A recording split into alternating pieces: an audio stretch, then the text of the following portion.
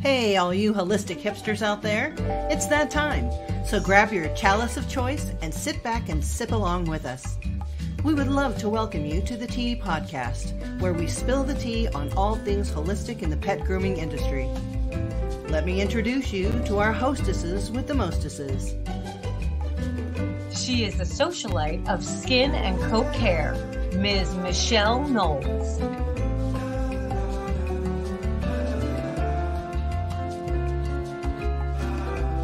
And the queen bee of all things oily, Ms. Melissa Conti-Diener.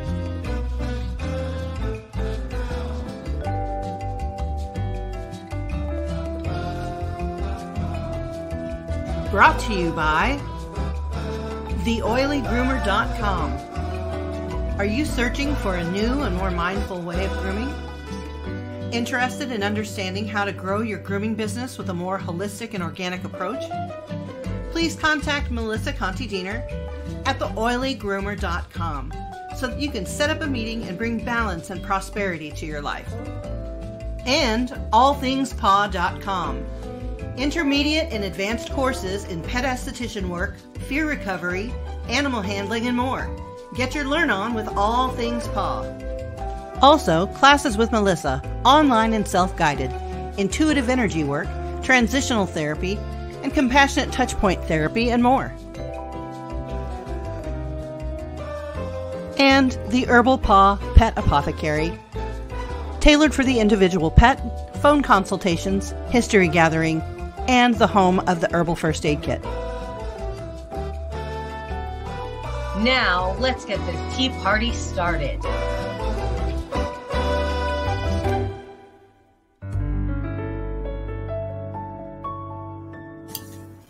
Alrighty then, I get to talk to you again, Melissa. Yes! I love that little piano at the end of our... I love it, yeah. Yeah. Makes me happy. How are you this morning? Still tired. Still, usual. I'm good. Good? Okay. I can't complain, but... I really could complain. Yeah. You and me both. You and me both, but we won't. So exactly. We are here. We woke up and we made it for another episode of the Tea Podcast. So we're batting 1,000 at this point. So I think so. It's already a win. That's right. It's that already a win. Is right. Uh-huh. So what's in your cup, Michelle? Well, I'm continuing on. Same cup, same warm foundational tea blend that I love. The spicy, it's the wassail spices. And it's Very delicious nice. still. I love, this is my most favorite. So I drink this probably the most unless I have something going on, I'm doing a room temp in my Awala cup, my big ginormous cup. But it's jasmine and it's Turkish jasmine with it's Turkish rose with jasmine tea. That's what it is. I'm like, wait a minute, that's not right. That cup looks like a creamsicle of some sort. It doesn't. I like it. I like the softness of it. Yeah. Is it like? Does it have that soft touch, rubbery feel? No, it's plastic. Metal. It looks like metal. It's soft though. Yeah. No. Everybody's on the big Stanley craze. It's even got like a cool. Oh yeah. Everybody's on the Stanley craze, but I liked this one. I love the colors of it. They opened that big giant Shields here. Have you been there yet? No, I have not. Where's it at? Oh my goodness. It's in Chandler, right in the same complex as the Chandler Mall. So in Chandler, Arizona. It is all things exercise, sports, camping, like outdoor lifestyle. Like a big old Cabela's or whatever. But it's so much more. There's literally a huge... So like an IKEA Cabela's. Yes. There's a ginormous Ferris wheel in the middle of it. What? Yes. That seems excessive. I love it. Excessive. So that's where I bought my cup. Of course, Oh, I they see. had every kind that they make out there. Mm. And I was able to make a decision on this Awala one. But it's great for my tea, and it's great for just water because it does keep things cool. And so I let this steep for a while. I opposite of you are not a huge fan of rose. I am a enormous fan of rose, and it just calms me. So that was my point with choosing that with sweet jasmine. Just something. I don't hate rose. I like tea rose the best. Right. It's just got a more natural, true rose scent. Right. The absolutes are a little watered down for me. And then of course the synthetics, forget it. They never match rose of any kind, you know. Well, you know, it's one of the most expensive essential oils to produce because it takes hundreds and thousands of petals to just make like a quarter of an ounce, right? Tiny little bit. Finish with 3 drops for $8,000. So that's why there's other things like Damascus rose and tea rose, and there's some other ones that have that rosy fragrance, but they're not as strong as actual rose. Yeah. So, roses are one of my favorite flowers. I'm a huge fan of peonies, and dahlias are another. They're like nice for the scent. Yeah, I absolutely love those. I love peonies. They're so hard to grow here. My roses grow beautiful. I have white roses. And I have one pink rose that actually turned pink, planted it about 5 years ago. It was always white roses. After last year's little frost and stuff, it changed it. Yep, came back. I cut it all the way down. Came back because I use those my the rose petals and whatnot, petals and everything, and came back and it bloomed pink. Oh wow! Yeah. So I was like, okay, I'll take it. So, but yeah, those are some of my favorites. Although you know, they're hard to grow. Peonies and dahlias and ranunculus are another one. You can get them as bulbs, but they're just really hard to grow out here. We're so dry and hot. Do you have a favorite floral?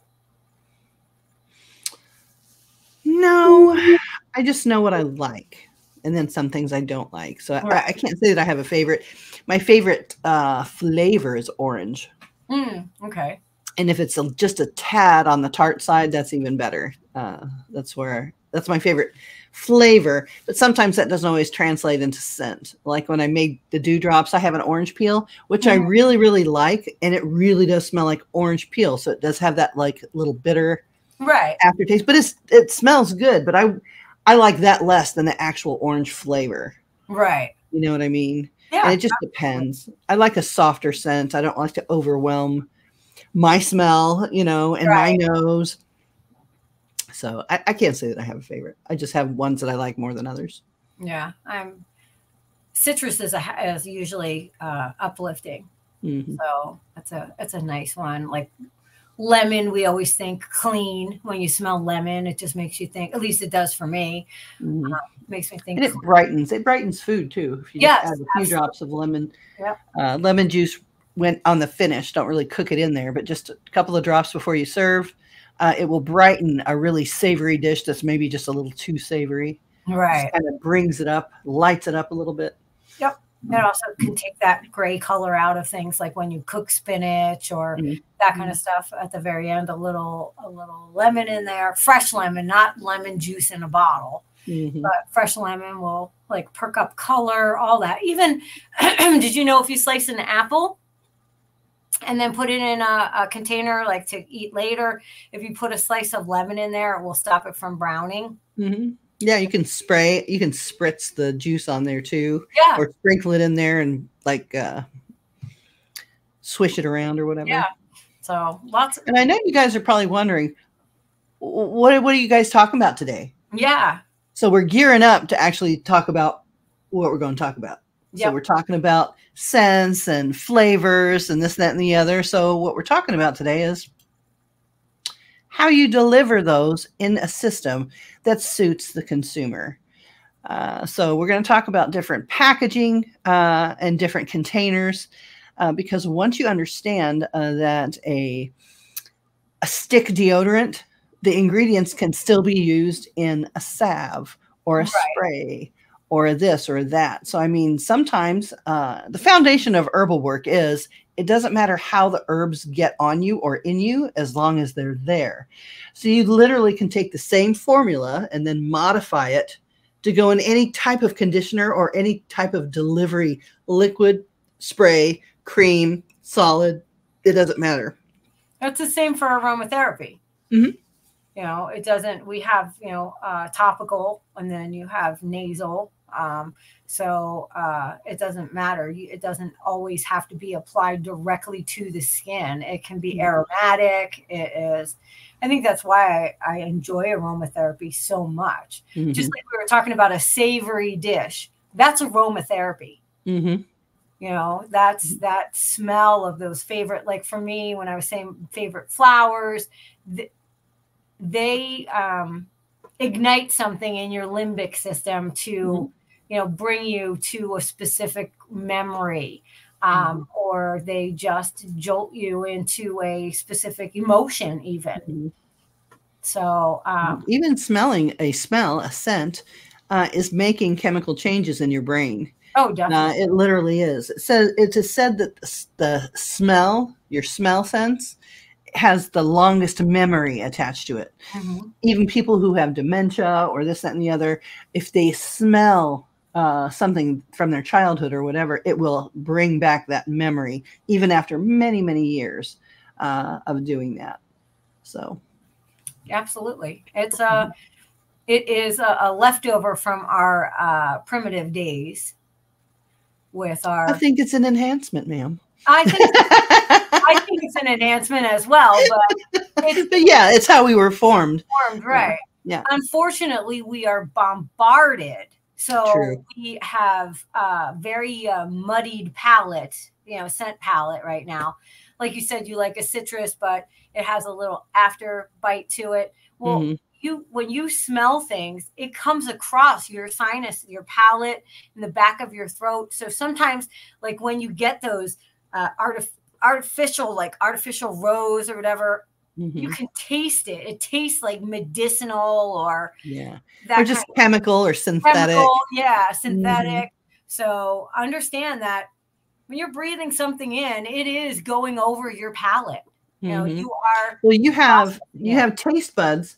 If you would look at a tongue that had been dissected, if you will, to keep it clinical and not gross. But if you would look at your tongue, a human tongue, all the way, the whole organ would be laid in front of you. You have to understand that your taste buds go all the way down to the base, not just in your mouth. So that's why your taste buds are an integral part of your scent mechanism.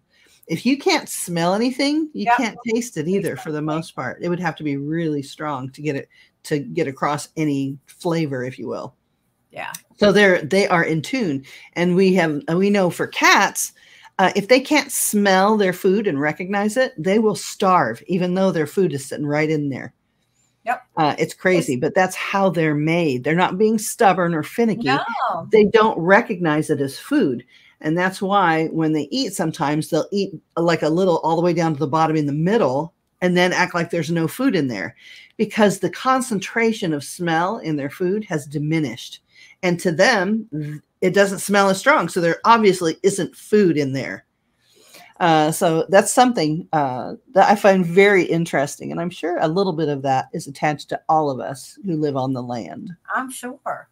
I know that with puppies, if they, before they're weaned, if they have a stuffy nose and they can't smell well enough because their eyes and ears are closed, they won't nurse. They won't be able to find their mother to nurse because they're drawn in to this from the smell. And she also puts off pheromones for them. And so they're unable to nurse. So scent is a huge, huge thing. even just personal scent. Mm-hmm. You know, like people will say all the time, I don't care what you wash my dog in, but he smells like a dog. Mm-hmm. Well, he's not supposed to smell like spring fresh air. Right. You know? Or what is that? Fresh baby fragrance. Yeah. You know? I use that in my seminars. I'm like, what babies are they grinding up and putting in there? And Yeah, everybody knows that babies don't smell fresh, yeah. but they are fragrant. Yeah. Absolutely. So how does this translate into delivery systems?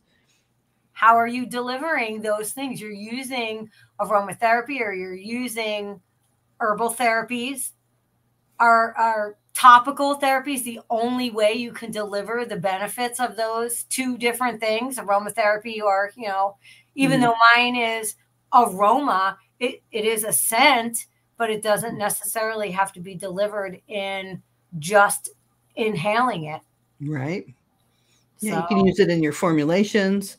You can mix it with others. I think one thing I found in my journey of formulation is that you think, okay, yeah, I'm using comfrey and chamomile and, you know, this, that, and the other.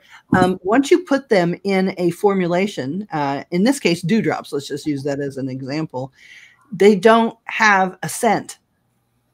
So let's say you've infused comfrey and echinacea and something else that would be, you know, very scented when you open the bag, basically. Right. Once you process it and put it with the oils and the waxes and all the things, it literally doesn't smell anymore. And also, a lot of people think that formulations are scented with essential oils. No, it is a completely different thing when you're formulating a product. Essential oils aren't smelly enough to scent the wax and the oil and, you know, the preservative and all that other stuff. It's just, it doesn't even come across. So you have to basically get concentrated scent that smells so strong when you're making it just to get a light fragrance on the end product. So that's something that people don't really think about when they think about, oh no, I love the smell of this. It smells like lavender. You have to use a lot of lavender, either synthetic or natural, to get that smell to come through on your end product after you cook everything together.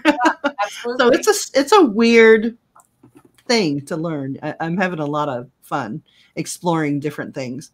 I make a lot of like salves or balms, which in my definition, to me, a salve is just a little looser than a balm. A balm is usually a little waxier, you know, where a salve is just a little more jelly, you know, like easy to just kind of get into, where a balm usually is a little bit more waxy.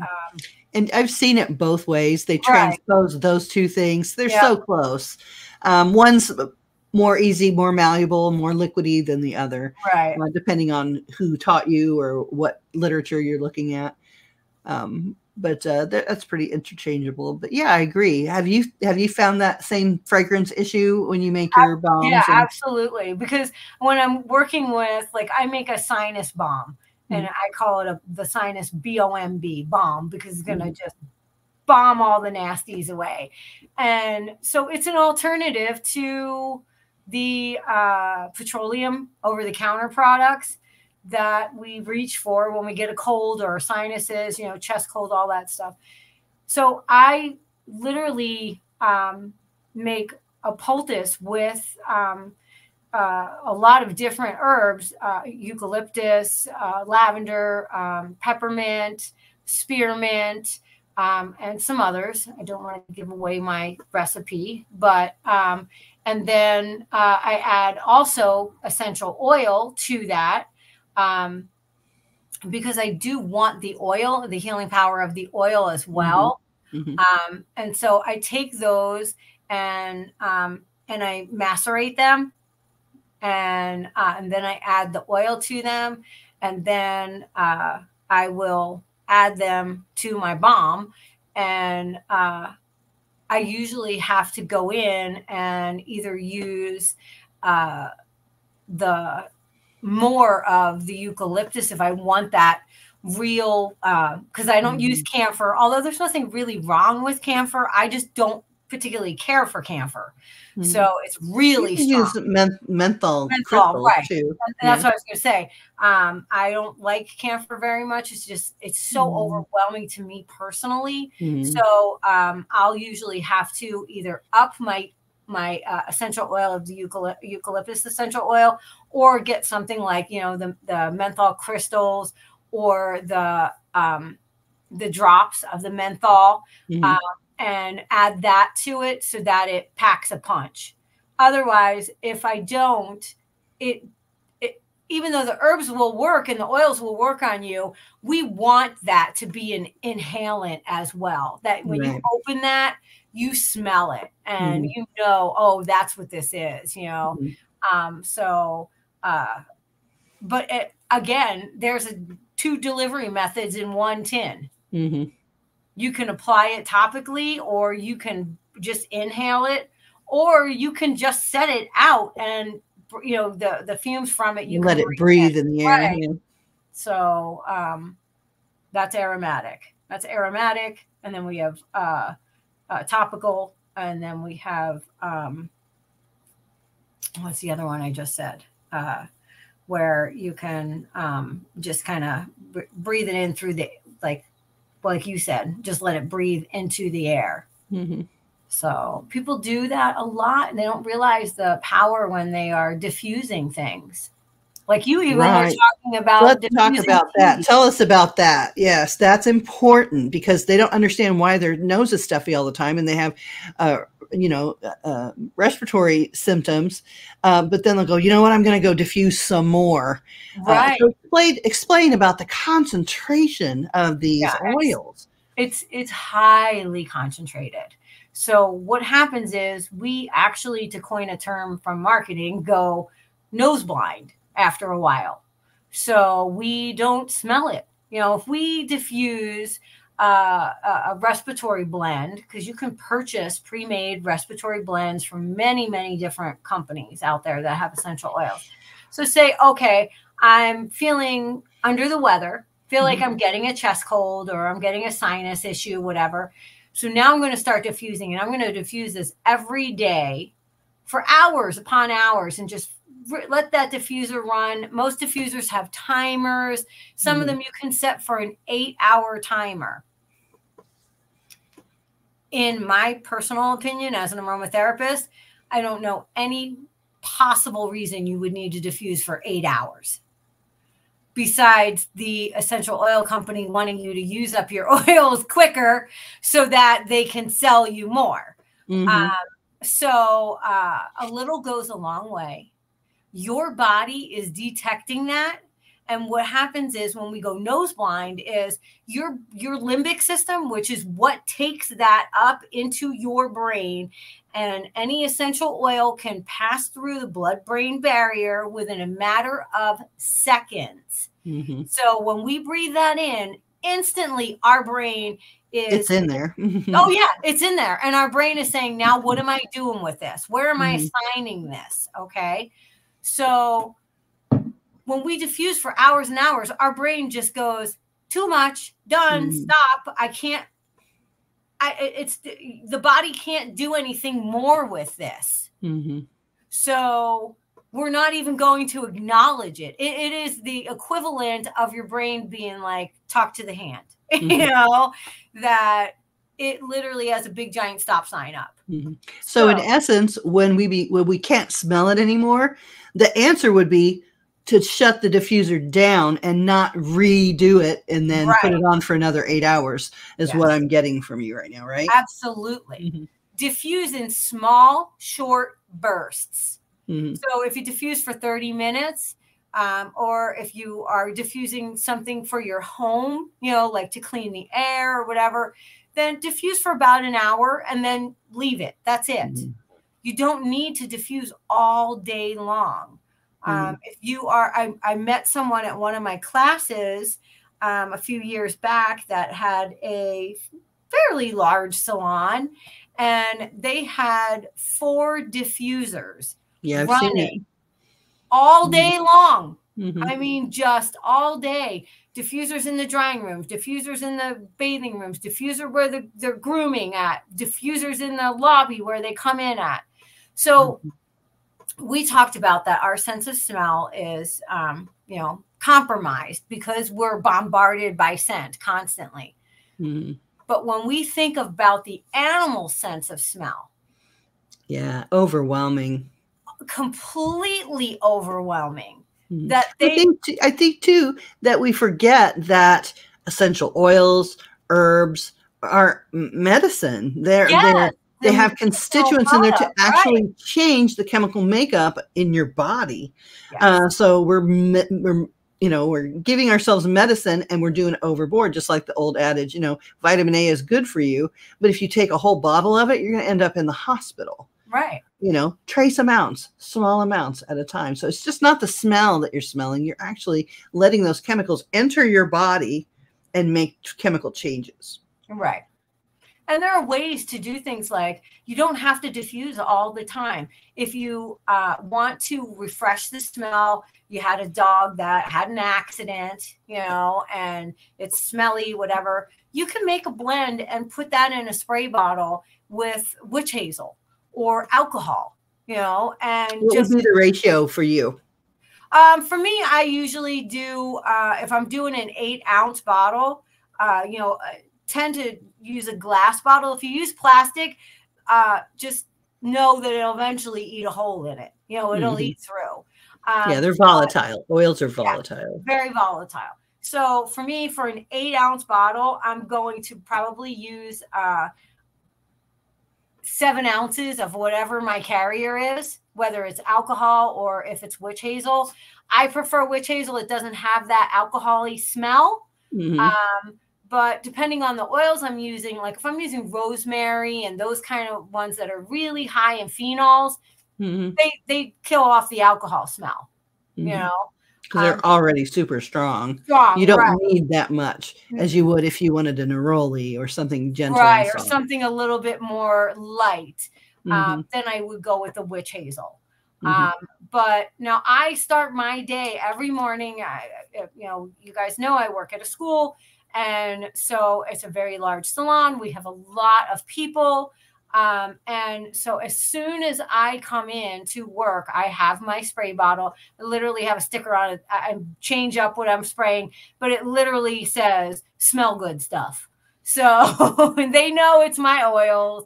Mm-hmm. And I start my day by misting the classroom. And then I turn the fans on in the classroom, the oscillating mm-hmm. fans. And then I walk through the hallway where the bathing room is and the drying rooms. And I just quickly give a light mist. And I always ask, is it okay mm-hmm. if I do my oils, or anybody here that feels like it might bother them, or do you want to smell mm-hmm. it before I spray it? I always want to be just aware that not everybody likes it. And everybody has a different palate to what smells good to them. But I do that to clean the air. And also because we talked about this before, they have a vibrational resonance. They actually have a frequency. So I can also affect the frequency. Like sometimes I'll come in and I'll be like, I don't know what was happening here this weekend, but man, it's heavy in here. This house is clean. Like that is the truth. I walk through and they all know it. They all know that I do it, and I love when people come in, clients come in, the other people that work there, and they come in, they're like, oh my gosh, it smells so good in here. Does that last all day long? No. So but it's still there. Exactly. In the air, everyone, it's still there. So it is an easy, simple way to just change the energy in a room, pick up, like we experienced a lot of cold and flu stuff a few months ago. Everybody was getting sick. So I made up a, blend that's very close to what my sinus balm is mm-hmm. and use that as a spritz. Or an air freshener. I just am not a fan of fragrance oils. They usually contain bronchial dilators, which make your the bronchioles in your lungs dilate or even contract to get smaller. They make you cough, they make you sneeze. And that's what I was getting to, was that when we do too much, watch the dogs. You'll start seeing, and they shake their head. And they'll try to get away from where the source of it. They might drool. It becomes very abrasive to them. So we have to, you know, really, really be aware. And if you work with felines in the same space, you have to be hyper aware of what you're doing, because they are just beyond sensitive creatures. Well, and to give some context onto it, imagine a dog picking up a week-old scent of someone who may have tread there one time. Right. That's how sensitive they are. So if you spray, literally, if you spray every day, it's there and it's inundating to them unless you have your dilution rates properly measured, because man, it doesn't go away for them. They'll come in the next time and the next time and the next time. And unless you got a really deep cleaning crew, you're layering that on to the last scent, And then to them, I'm sure it's very overpowering. Yeah. And they don't know any different. They can't get away. They just do what we want them to. They walk in or be carried in or whatever. And then they're in that space that they can't get away from. So. And that's what the diffuser does. Is it sprays those little microscopic particles. Good word. Particles that it literally is. This is the microscopic water particle, and here is the oil microscopic particle sitting on top of that. So this water is just a delivery method. You know what I mean? It's the carrier method. So it sits on top of that, and it comes out of that diffuser and goes everywhere. And what happens when water droplets fall, because even though they're microscopic, you know, they're still going to land. And so when that lands, the water dissipates out and will evaporate, but the oil will not. It's still there. It's still there. Oil is there and available for its therapeutic purposes. It's ready to work. So the water is basically like taking the train in, you know, to work. Well, I think it's something to help dilute it as it gets nano sprayed into the air, because oils and water don't mix. But if you have a little 2-ounce sprayer or whatever, and you shake it up, it becomes little tiny, tiny, tiny bubbles of oil suspended in water for a few minutes. And that water helps just spray it out in a small way. Otherwise you just get propellant. Yeah, absolutely. Yeah. So, but you need to understand that you are layering it. And if you have a trained palate, and there are people that do perfume, in France, they're, what are they called? Perfumiers, I think that, and so they literally smell things all day to create scents, perfumes. And when you study aromatherapy, you learn that even one scent, like a rose, has layers and has notes and different types of soil they're grown in, different regions. There's so much to it. It's the same when you're preparing herbs. And fun fact, those people don't wear any perfume at all. Yes. Ever, because they have to keep their scent glands pure. A lot of them wear masks when they go outside, because people overdo it with scents already, and that's a whole nother topic for a different day, isn't it? That's a whole nother show. Just about the wearing of scent. So it is a very volatile substance, essential oils, but it is also a very therapeutic one when used appropriately. And appropriately doesn't mean that you have to have 27 different aromas going off in different rooms, and just one. Your AC unit will push it through, fans will pull it through. You know, you're going to pull it through. You're going to touch things, you're going to walk. Sometimes I just spritz myself and I'm the diffuser. Yeah, So all these are really good to keep in mind, which is why I always refer people who ask me about essential oils. I'm like, you know what? You need to get educated. You can't just start using them. I always recommend Melissa's class. She is a very good mentor for essential oil use. She's been using them in her practice for a really long time. And I'm not even comfortable using essential oils because I just haven't studied enough. I depend on others' expertise. That is a specialty branch of what we do. But yeah, I absolutely believe that it is valuable. It's a valuable modality, but you really do have to know what you're doing. You can't just get in there and get sloppy and just say, I'm going to add this, this, and this, and this, and not even be mindful of your carrier, be mindful of the concentration that you're using, where you're using it, who is going to be in the room that it's being used in. All those things are very important, and you have to know about all that stuff. Yeah, people can react very differently to different scents. I've had some of the groomers be like, I don't know what you used last time, but I felt like I got a headache. And I said, no problem. I won't use that one again. You know, it's important to communicate and let people know what you're using as well.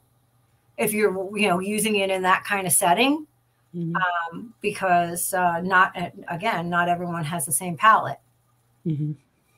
So what are some different ways that when you're working with herbs that you can have different delivery methods? Well, I feel like herbs are really versatile because you can use them in any formulation. The best way for me to use herbs, you can use it in a tea. If you need instant kind of put it in the body, you can smell them. Put them in a little Mylar bag or a plastic baggie, and then just put your face right in there and breathe it in. But you're going to get a better delivery if you make a tea and you steam it into your lungs. That's a really good way, even though the smell of it itself will help. But you can do that. You can put them in capsules, dry, and put them in there depending on what you're trying to fix, cure, or support. You can put it in a capsule. Some of them, like comfrey, marshmallow, plantain, and mullein, produce a mucus that you don't really want to put it in a capsule and bypass where you want the mucus to be, basically. So a little respiratory cough is going around now.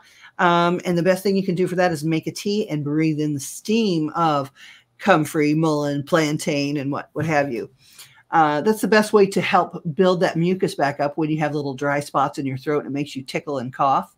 You want to get that juiced up, basically. You want to get your mucuses flowing again because you have unprotected mucus membranes in your throat, which is you're dried up in there and you're kind of gummy.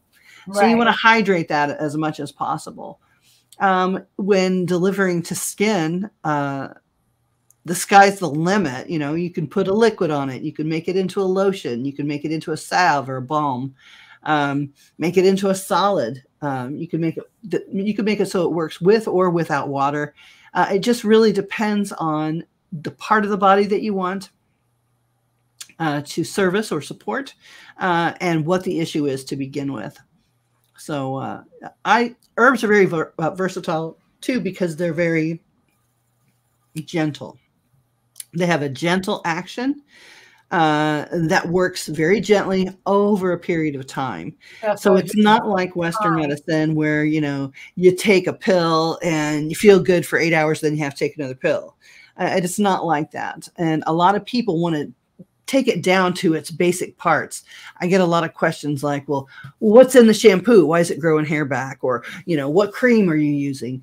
It's not one thing. It's never one thing. Oh, sometimes it's one thing. If you have a headache, you can absolutely take willow and meadowsweet, and it will take the headache away.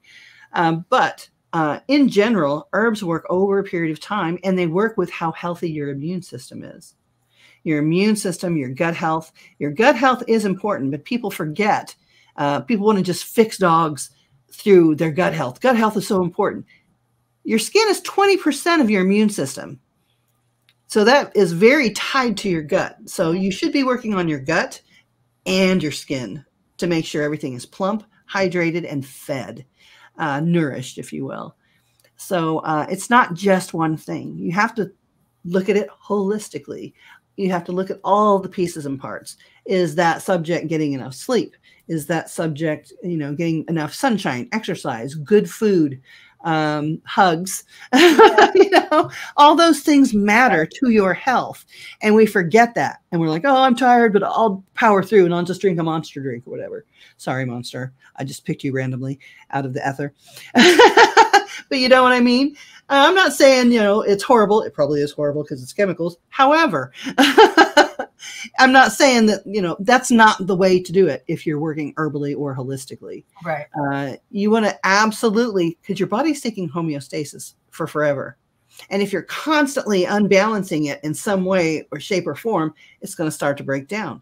Then you're going to start to see issues, conditions, issues, problems are going to result from that. And then you're like, oh, what happened? I only had one, I only drink one a day, or I only eat that whatever once a day. Well, once a day is a lot over a period of time. So delivery methods of herbs, sky's the limit. However, you could do, what do you call them? Suppositories. You can make little melts and do suppositories. You can make them so they are sublingual and they melt on the roof of your mouth. Herbs are amazing. So it's not the herb itself, it's learning how to make those delivery systems for me. I'm trying to master all of the basic delivery systems so that I can take then my herb mixture and then put it into that delivery system according to the needs of who I'm making it for. Right. So that's the biggest. It's also very individualized. Yes, absolutely. Yeah. And a lot of times, it's the same mixture overall for a thing, but this person may have high blood pressure. This dog may have, diabetes. So sugary things aren't really good for it, except maybe topically. If they have infection, if they have open wounds or something like that. All those little things you have to take into consideration and remake your herbal formula so that you're not doing any harm and you're supporting all the systems that need support on that particular animal. So it's really fun. It's really complicated and it's very interesting for me. I'm having so much fun doing this. I just want to say that a lot of people equate essential oils to florals. Mm-hmm. They always think that they're a floral, in which we do have something in aromatherapy called a floral water or a hydrosol or hydrolat, which means floral milk in French. But it's a misnomer because in order to create them, it is not just if it is a flowering plant or herb, it is not just that part that we use. We use sticks and stems and leaves and all of that to actually to create things like just frankincense. That's an actual resin. It's a sap that comes from the it's tree blood. Tree. And so they collect it, and there's different grades of it, depending on how old it is and how rich the sap is. Mm-hmm. And the wider it is, the more pure it is. Right. That's going to be your very expensive right? Frankincense, yeah. So, it is not just. I say this constantly to people that want to learn about it, that it is not an air freshener. Right. It can be all the things that I use in my herbal apothecary condensed correctly become the essential oils that Melissa uses. Exactly. It's the same thing. So it's not just, it smells good. Yeah, exactly. So when I'm making those mixes, those blends to spray in the salon or to spray in my home or whatever, I'm specifically making something because I, as an empath, feel a certain way. Or I, as an empath, have picked up on a mood of, like the energy in a place. You know that when you walk in somewhere and you're like, ew, you could walk in somewhere, and every single person on this planet has probably experienced that. You can walk into a new party or new group, a new social setting, and literally the hair on the back of your neck stands up and your back muscles feel funny. And you're like, oh, I probably don't belong here. Catch out, pay attention to that. Get out of there. It's not for you. You have to pay attention to that energy. Yeah. Literally read the room. Yeah. And that's what that means, is to like just pick up, like that again is something that goes back to our primal days of when, you know, we were foraging and hunting and out in nature and had to be able to read. There wasn't rooms, you know, we had to read the landscape and know. So it's when we do things like sometimes in some of my classes I do for Mary Aquendo, I will do some DIY. I've done quite a few DIY classes for her, and I might show my kitchen area, that kind of stuff. And I often will have herbs hanging in my kitchen or hanging from my cupboards. I mean, ultimately, I would love to have the cottage in the woods with everything hanging, but I hang what I can. I would live in the Baba Yaga hut. Yeah. Sure. Right there with you. So, but I do that because they give off an aroma at first. And then while I'm not still picking up that aroma, like I grow rosemary in my garden year round. And I'll often, I keep rosemary by my garden gate as well. That's a superstition, but I have it there. And lavender as well. But those things continuously clean the air. They offer an antibacterial, antimicrobial assistance in, I call them air scrubbers. So if you grow them indoors and you have those plants, which I love plants, and right now I don't have any herbs, but I often will grow them inside and then transplant them out into my garden. So, you know, those things have an effect on your overall life as well when you are interacting with them on a daily basis. So just like we say, it's not just a dog. It's not just a plant. It has a purpose and it's going to do its job no matter what. So when you stop smelling it, it doesn't mean to ply on more, or you've taken burdock and it hasn't, you know, kicked in yet, or it hasn't. Know that it has to mesh up with your system. It has a route, it has a job. And so just like it takes us 2 hours to groom a dog or 45 minutes to groom a small dog, whatever it is, those skills do not get applied immediately. And it's the same thing with the herbs and with the oils and even with just having the plants around you. So it is a process. Nature is not immediate. Right. Yeah. Because nature assumes, I believe, that you're already at homeostasis. Exactly. Homeostasis. You know what I mean? I think nature does assume you're already there. So it's gently going to ramp you up or ramp you down in whatever area that it's working on. I believe it didn't plan for modern society when we are just inundated with medication and synthetics and wearing oil-based clothing and all kinds of stuff. I mean, the list is endless. So you have to really be mindful about the textiles that you put on your body, the products you put near your scalp, because your head is very absorbent. And that all translates to dogs. It all translates to dogs. Dogs are wearing parkas and booties and eating manufactured food.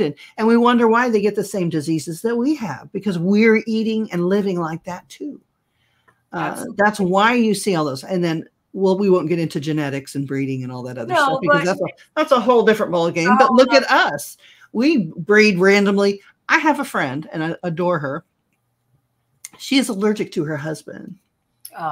To be put in a nice way. From that at times. But I don't mean personality wise. I mean chemically. I know, right? Chemically. Yeah. And but they have children also. So I believe, and they love each other, and that's fine and great. And we have modern medicine and that helps her, whatever. However, the way we smell on a natural basis with no synthetic perfume or nothing sprayed on to mask our scent, that was the number one way that you could smell someone and know if you were chemically compatible with that mate. Right. And we have come so far from that. that I think that there are a lot of people that don't understand why they're not compatible. Like, we're such great friends. Why aren't we working? It could very well be that you are not chemically compatible. Yeah. But we'll never find that out if we just continue to spray the expensive perfumes on and this, that, and the other. And, oh, I don't like my human scent. There's nothing wrong with your human scent. If it's stinky, that means you're probably unhealthy or your diet needs to be changed. Right. Because you should smell okay. You should smell okay with just your natural scent. Right. So, I mean, I'm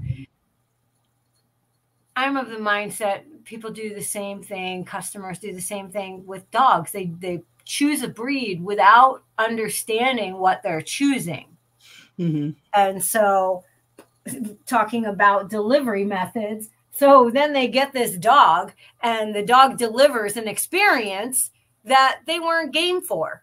You know, Mm-hmm. they get a hunting breed and then they're like, why does this dog never want to calm down? Or a herding Mm-hmm. breed, you know, why is my dog nipping at my kids Mm-hmm. and trying to round them up? Well, you bought a herding breed. That's what it's hardwired for. It's going to deliver what, you know. What it will herd your whole family off a cliff. Yeah.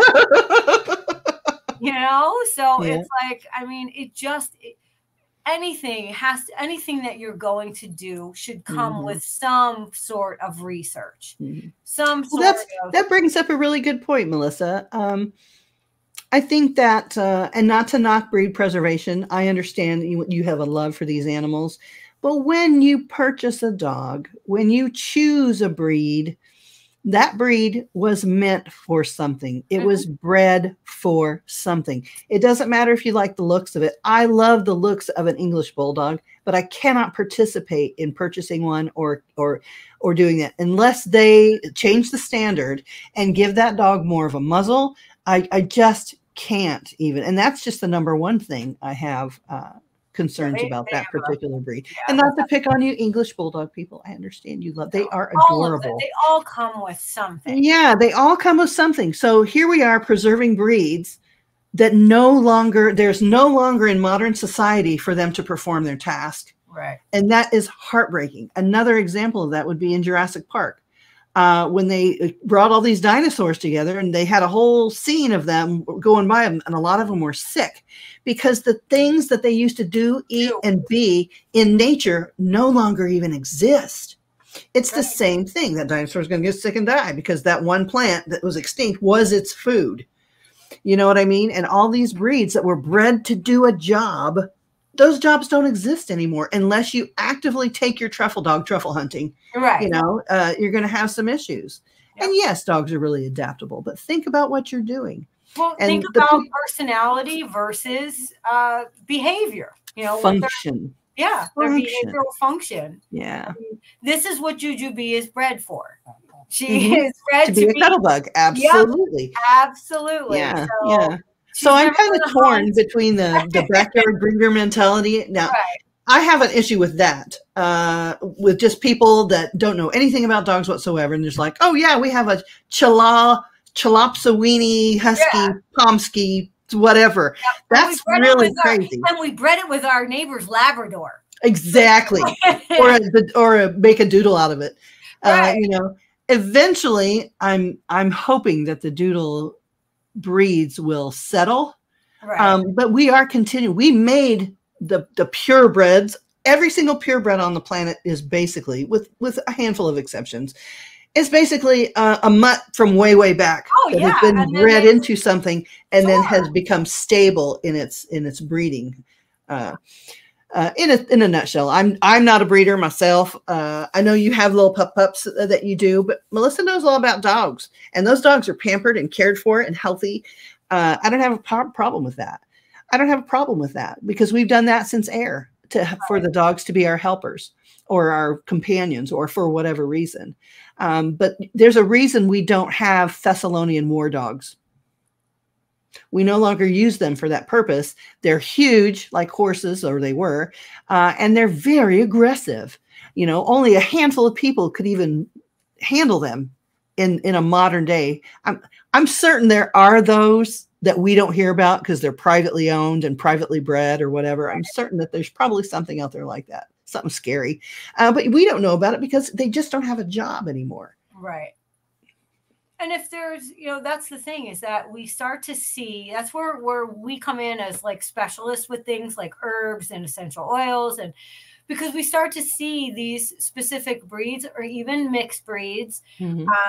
They used to have a thing that was like, oh, well, if it's a mixed breed, they have mixed breed vigor and they have renewed because but anymore, that's not true. Yeah, that's not true. If two people have a recessive gene for a terrible disease, that's going to show up. Right. And that's where we come in, because we're looked at as how can we help this? How can we use herbs or use oils, use scent, use these different modalities, whether it's a poultice, a balm, a salve, all the different things that we do to help a lot of the ways that these animals are trying to evolve in our modern culture. Correct. They have heavy metals. Yeah. They have all the stuff that is making us sick, and because of our unhealthy lifestyle, diet, and the way we live, we're then transferring that. If they live with us in our household with our lifestyle, they will indeed show the effects of that if they don't get what they need to be healthy. So it is an evolution in progress that we're watching with this. It is.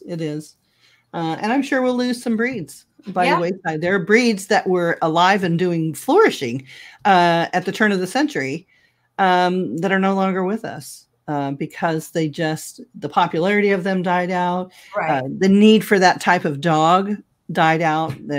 There's nowhere for that in the modern times, And it's like everything else. There's a time and place and a purpose. So understanding that if you are burning fragrant candles all the time in your home and your dog is consistently showing signs of upper respiratory or ear infections or even skin infections, that you're like, I don't know, I feed him this food and he's on the best diet and then this and this, that there are environmental factors that will permeate skin and, get into the bloodstream. So it is something that we as holistic pet groomers need to be cognizant of and be on the forefront of education and learning how we can use natural products to help alleviate this, because I don't say that it will heal anything. I don't have the power to heal. I only have the power to help. So the dog does all the healing. Exactly. It's you that is providing the nourishment and the support to those organs that feeds it, nourishes it, and then the dog's body has to be willing to process correctly after that. And that's all we can hope for. Yep. So it's, it is, I've had people say to me, I used your whatever, they bought from me a balm or whatever, or a blend, and they're like, oh my gosh, you're so powerful in the way that you can put this together and it fixed this or that, and I'm like, no, it's not me. It's the animal that you're working with, because I've used plenty of things that I've gone, this is the exact thing that's going to work. I know it. And then it doesn't work at all because their body is just not going to receive it. No matter what the delivery method is. Right. So, and some of them have been through so many rounds of antibiotics. Right. So many rounds of injections and this, that, and the other to fix an issue that was so simple at the beginning.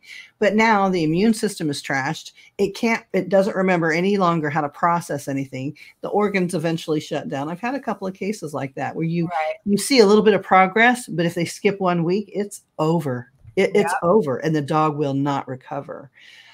So it is possible, and we have to be very careful at the beginning of our children's lives, the beginning of our puppies' lives, that we're not inundating them and setting them up for failure on down the road in their life by building up all the trash that we give them.